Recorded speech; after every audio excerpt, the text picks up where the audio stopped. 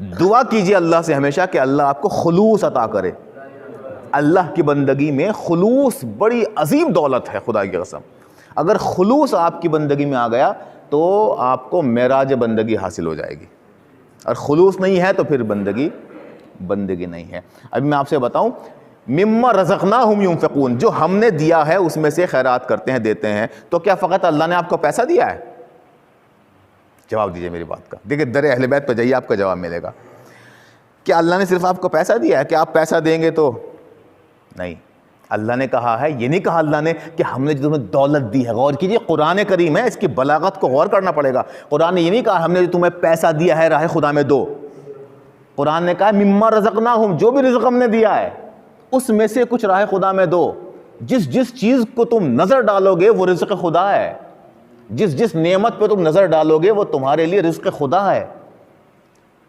پیسہ رزق خدا ہے, دولت رزق خدا ہے, یہاں تک کہ علم بھی رزق خدا ہے. علم رزق خدا ہے. اللہ نے تمہیں علم دیا ہے, تم اللہ کے راہ میں علم خرچ کرو. اگر تمہیں اللہ نے 2 لفظ سکھائے ہیں تو تم بیٹھو, اپنے جن کو نہیں معلوم انہیں بتاؤ, اپنے بھائیوں کو, اپنے دوستوں کو, اپنے عزیزوں کو انہیں بیان کرو. یہی یہاں پہ یہاں بھی خلوص دیکھا جائے گا.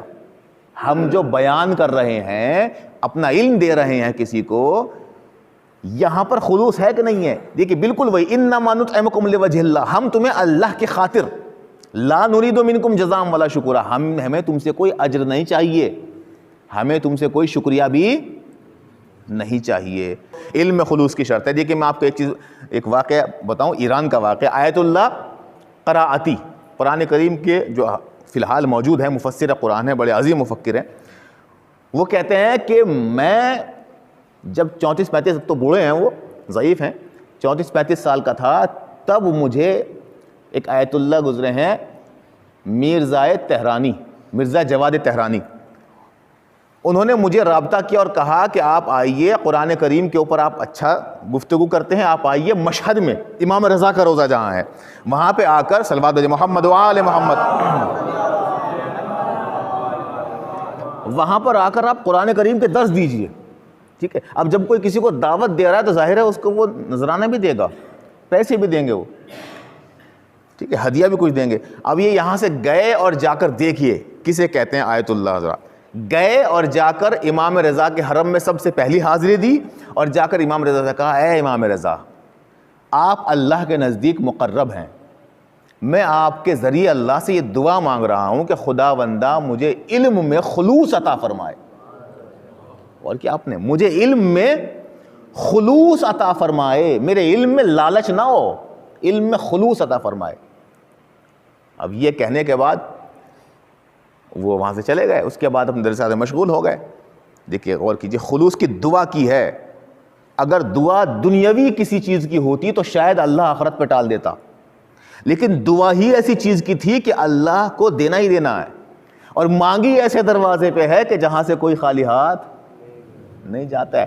اب وہ فرماتے ہیں, غور کیجیے, وہ فرماتے ہیں کہ 3 مہینے جب گزر گئے, 3 مہینے کے بعد جیسے ہی میں پڑھانے کے بعد اس جگہ سے نکلا, نکلتے ہوئے دروازہ تھوڑا تنگ تھا, خود ہی فرماتے ہیں, خود کی زبانی ہے, دروازہ تنگ تھا. جب میں نکلنے لگا تو ایک شاگرد جو پڑھتا تھا وہاں پر, وہ مجھ سے پہلے دروازے سے نکل گیا میرے چہرے کو دیکھتے ہوئے. میں نے یہ سوچا, غور کیجیے, میں نے یہ سوچا اس نے ایک بار یہ بھی نہیں کہا کہ آپ چلیے پہلے, ایک بار اس نے مجھ سے تعارف بھی نہیں کیا, تکلف بھی نہیں کیا. آخر یہ میرا شاگرد ہے, آخر یہ میرا میں اسے پڑھاتا ہوں, میں اسے علم دیتا ہوں. غور کیجیے کہاں یہ ان کے دل میں کچھ چل نہیں رہا تھا, یہ اللہ کی ہدایت تھی جو امام رضا کے ذریعے انہیں ہو رہی تھی. اب یہ جیسے ہی انہوں نے یہ سوچا وہ چلا گیا, یہ فوراً جا کے دل ہلا, جا کے بیٹھے کونے میں, ایک مرتبہ سوچنے لگے یہ میں نے کیا کیا, یہ میں نے کیا سوچا, مجھے اس سے یہ امید ہے کہ میں اسے پڑھاؤں تو یہ میرا احترام کرے, مجھے اس سے یہ اس کا فرض ہے کہ وہ احترام کرے, لیکن مجھے اس سے یہ امید ہے, میرے دل میں یہ کسر باقی ہے, میں پڑھا رہا ہوں تو یہ میرا احترام کرے.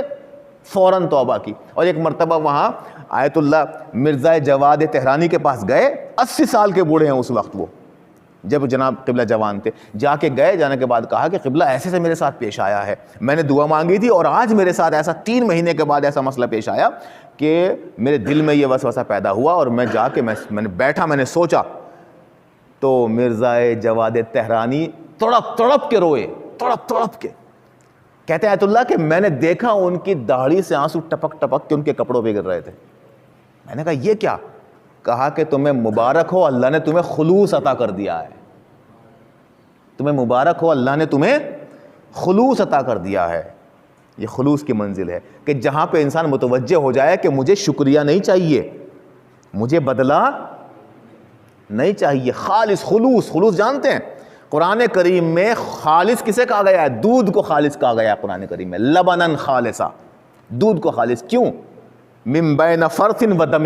قرآن نے کہا ہے کہ یہ خالص ہے پینے والوں کے لیے، اور یہ چربی اور خون کے ذریعے درمیان سے نکل کے آتا ہے. خون اور چربی کے درمیان سے نکل کے دودھ آتا ہے، اور اللہ نے اس کو خالص کہا ہے. تمہارے لیے ہم نے خالص بنایا دودھ کو. یعنی خلوص اسے کہتے ہیں کہ جہاں دودھ چربی اور دودھ کے درمیان سے نکل کے آ رہا ہے، نہ چربی کی بو لے کے آ رہا ہے، نہ خون کا رنگ لے کے آ رہا ہے. غور کیجئے گا، یاد رکھیے ان بات کو. نہ چربی کی بو لے کے آ رہا ہے، نہ خون کا رنگ لے کے آ رہا ہے. سفید، خوشبودار، بہترین، پینے کے لیے دل تڑپتا ہے. اللہ کہہ رہا ہے اسے خالص کہتے ہیں. یعنی تمہاری زندگی میں ایسے مسائل آئیں گے کہ جب تمہاری توجہ کو اللہ سے ہٹائیں گے. خالص بندہ وہ ہے کہ جو ان حالات کے درمیان بھی اپنے خلوص کو باقی رکھے، اپنی نیت کو صاف.